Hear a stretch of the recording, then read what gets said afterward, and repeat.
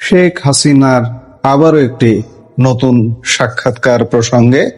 সাক্ষাৎকারটি আজকে এক্সক্লুসিভ সাক্ষাৎকারটি নিয়েছেন সিনিয়র সাংবাদিক অনুমিত্র চট্টোপাধ্যায়।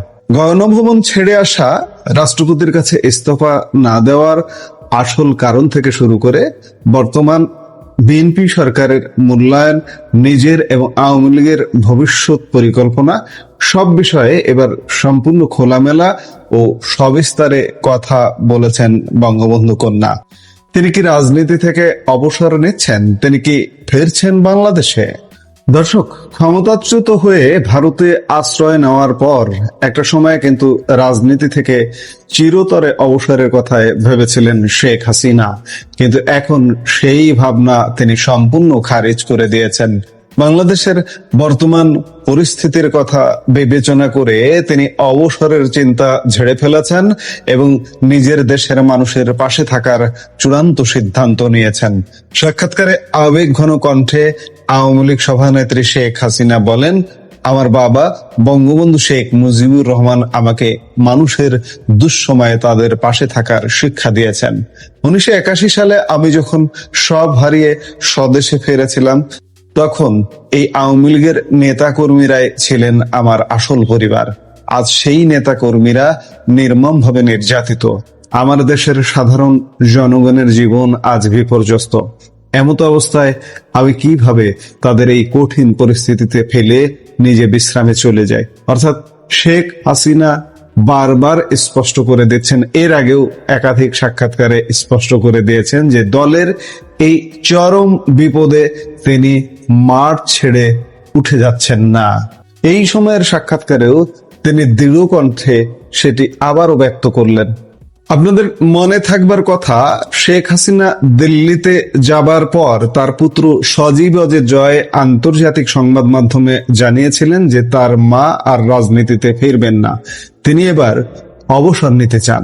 স্বাভাবিকভাবে এই সাক্ষাৎকারে সাংবাদিক অনুমিত্র চট্টোপাধ্যায় প্রশ্ন তোলেন, আপনি এখনো সেই সিদ্ধান্তে অনড়? সেক্ষেত্রে দল ও দেশের নেতৃত্ব আপনি কার বা কাদের হাতে ছেড়ে যেতে চান? এর জবাবে আওয়ামী লীগ সভানেত্রী একটি বিস্তারিত লিখিত উত্তর দিয়েছেন। আসলে সাক্ষাৎকারটি লিখিতই নেওয়া হয়েছে, ইমেলে মূলত এই যে সাক্ষাৎকারগুলো যে প্রকাশিত হচ্ছে, এগুলো ইমেলে সব সাক্ষাৎকার প্রকাশিত হয়। শেখ হাসিনা লিখিত জবাব দেন। তিনি অত্যন্ত সততার সাথে বলেন, জয়ের সেই বক্তব্যটি আসলে আমার দীর্ঘদিনের ব্যক্তিগত অনুভূতির সাথে সম্পর্কিত ছিল। মানুষ তো সারা জীবন একই দায়িত্ব বা পদে থাকে না। আমিও বহুবার বলেছি, দলে নতুন নেতৃত্ব আসুক, তরুণেরা দায়িত্ব নিক। এমনকি আওয়ামী লীগের বিগত 2টি কাউন্সিলেও আমি নিজে নতুন নেতৃত্বের কথা বারবার বলেছি। ব্যক্তিগতভাবে এখন আমার নিজের আর কিছুই চাওয়ার নেই। তাহলে প্রশ্ন ওঠে, হঠাৎ এই ভাবনার বদল কেন হলো? কেন তিনি অবসরের সিদ্ধান্ত থেকে সরে এলেন? অবসরের সিদ্ধান্ত বদলের পেছনে বাংলাদেশের বর্তমান পরিস্থিতিকে দায়ী করেছেন শেখ হাসিনা। তিনি দেশের বর্তমান অবস্থার একটি ভয়াবহ চিত্র তুলে ধরে বলেন, আজ বাংলাদেশের পরিস্থিতি মোটেও স্বাভাবিক নয়। সেখানে গণতন্ত্র আজ মারাত্মকভাবে আক্রান্ত। আওয়ামী লীগের রাজনৈতিক কার্যক্রম সম্পূর্ণ বন্ধ করার জন্য আইন করা হয়েছে। আমার লক্ষাধিক নেতাকর্মী আজ কারাগারে বন্দী, অনেকে ঘর ছাড়া হয়ে পালিয়ে বেড়াচ্ছেন। সংখ্যালঘুরা চরম আতঙ্কের মধ্যে দিয়ে দিন কাটাচ্ছেন। এমনকি নিরীহ শিশুরা আজ টিকার অভাবে মারা যাচ্ছে। তারা ধর্ষণ ও নির্যাতনের শিকার হচ্ছে। দেশের বুকে থেকে মুক্তিযুদ্ধের গৌরবময় ইতিহাস বিকৃত করা হচ্ছে। রাষ্ট্রকে 1971-এর মহান মুক্তিযুদ্ধের চেতনা ও পথ থেকে সরিয়ে নেওয়ার একটা পরিকল্পিত চেষ্টা চলছে। এমন একটা ভয়ঙ্কর সময় আমি কিভাবে বলি যে আমি বিশ্রামে যাচ্ছি? মুজিব কন্যা দৃঢ়তার সাথে যোগ করেন, আমি কোনো ক্ষমতা চাই না, কিন্তু দেশের জনগণের প্রতি আমার যে গভীর দায়িত্ব ও দায়বদ্ধতা রয়েছে তা আমি কোনোভাবেই অস্বীকার করতে পারি না। তিনি ঘোষণা করেছেন যে বাংলাদেশের জনগণের নিরাপত্তা, তাদের উন্নত জীবনমান ও অর্থনৈতিক মুক্তি, দেশে গণতন্ত্র ও আইনের শাসন প্রতিষ্ঠা, সকলের মানবাধিকার নিশ্চিত করা এবং আওয়ামী লীগের তরুণ প্রজন্মের নেতৃত্ব নির্বাচনের মাধ্যমে মুক্তিযুদ্ধের চেতনা ও আগামী দিনের সাফল্য নিশ্চিত করার পরই তিনি একমাত্র অবসর নেবেন, তার আগে নয়। নেতৃত্ব কার হাতে যাবে এই প্রশ্নের জবাবে তিনি পরিবারতন্ত্রের অভিযোগ উড়িয়ে দিয়ে বলেন, নেতৃত্ব কার হাতে যাবে সেটি কোনো ব্যক্তিগত উত্তরাধিকারের বিষয় নয়।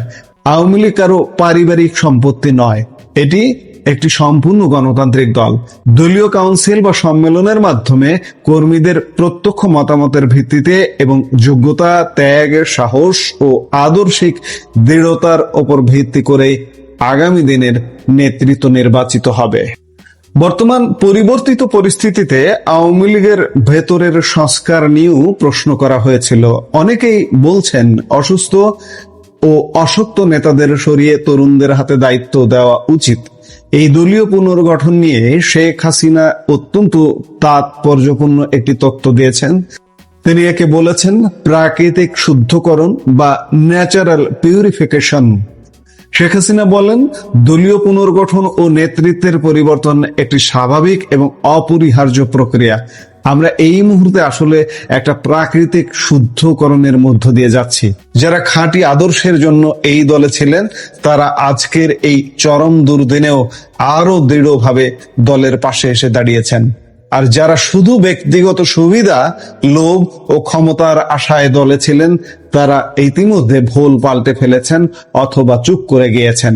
এটা কিন্তু দলকে দুর্বল করেনি, বরং দলকে আরো খাঁটি ও শক্তিশালী করেছে।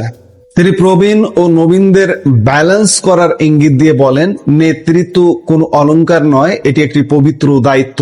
যারা এই কঠিন সময়ে দায়িত্ব পালন করতে পারবেন না, কর্মীদের পাশে দাঁড়াতে পারবেন না, সংগঠনকে ধরে রাখতে পারবেন না, তাদের বিষয়ে দলীয় কাঠামোর মধ্যেই কঠোর সিদ্ধান্ত নেওয়া হবে। তবে একই সাথে আমাদের মনে রাখতে হবে, আমাদের অনেক প্রবীণ নেতা সারা জীবন দলকে দিয়েছেন, বছরের পর বছর জেল খেটেছেন, অমানসিক নির্যাতন সহ্য করেছেন। তাদের অবদান কখনো অস্বীকার করা যাবে না। তাদের রাজনৈতিক অভিজ্ঞতা আমাদের দলের বড় সম্পদ। আপাতত নেতৃত্বে বড়সড় কোনো অ্যাডহক বদল হচ্ছে না ইঙ্গিত দিয়ে তিনি জানান, দেশে যখন আবার একটি গণতান্ত্রিক পরিবেশ ফিরে আসবে তখন নতুন কাউন্সিলের মাধ্যমে দলকে সুসংগঠিত করা হবে এবং নতুন প্রজন্মের মেধাবী, দেশপ্রেমিক ও মুক্তিযুদ্ধের চেতনায় বিশ্বাসী তরুণদের নেতৃত্বে নিয়ে আসা হবে, যার পরিকল্পনা ইতিমধ্যেই করা হয়ে গেছে। তরুণদের প্রশংসা করে তিনি বলেন, অনেক তরুণ নেতা আজ রাষ্ট্রযন্ত্রের জুলুম, অত্যাচার মোকাবেলা করে মাঠ পর্যায়ে দলের পতাকা ধরে রেখেছেন এবং এরাই দলের ভবিষ্যৎ। সবশেষে আসে সেই বহুল প্রতীক্ষিত প্রশ্ন। শেখ হাসিনা সম্প্রতি ঘোষণা করেছিলেন যে তিনি মাথা উঁচু করে খুব দ্রুত বাংলাদেশের মাটিতে ফিরবেন, কিন্তু বর্তমান এই চরম প্রতিকূল পরিস্থিতিতে তার এবং অন্য নেতাকর্মীদের দেশে ফেরা ও রাজনীতি শুরু করাটা কতটা বাস্তবসম্মত? এর জবাবে শেখ হাসিনা ইতিহাসের রেফারেন্স টেনে যে হুঙ্কার দিয়েছেন তা সত্যিই রাজনৈতিকভাবে অত্যন্ত তাৎপর্যপূর্ণ। তিনি বলেন, অতীতে পাকিস্তানি শাসকরা আওয়ামী লীগকে শেষ করতে পারেনি, সামরিক শাসকেরা পারেনি, খুনিরা পারেনি, কোন ষড়যন্ত্রকারীও পারেনি। সুতরাং আজকের বিএনপি সরকার বা অন্য কেউ আওয়ামী লীগকে মাটি থেকে মুছে ফেলতে পারবে না। আমার এই প্রত্যাবর্তন শুধু কোনো ব্যক্তিগত বিষয় নয়, এটি বাংলাদেশের মানুষের হারিয়ে যাওয়া গণতান্ত্রিক অধিকার পুনরুদ্ধারের লড়াইয়ের সঙ্গে যুক্ত। তিনি অত্যন্ত আত্মবিশ্বাসের সাথে শেষ লাইনে বলেন, বাংলাদেশের সাধারণ জনগণ ইতিমধ্যে বুঝতে পেরেছেন যে আওয়ামী লীগই তাদের একমাত্র নিরাপদ আশ্রয়।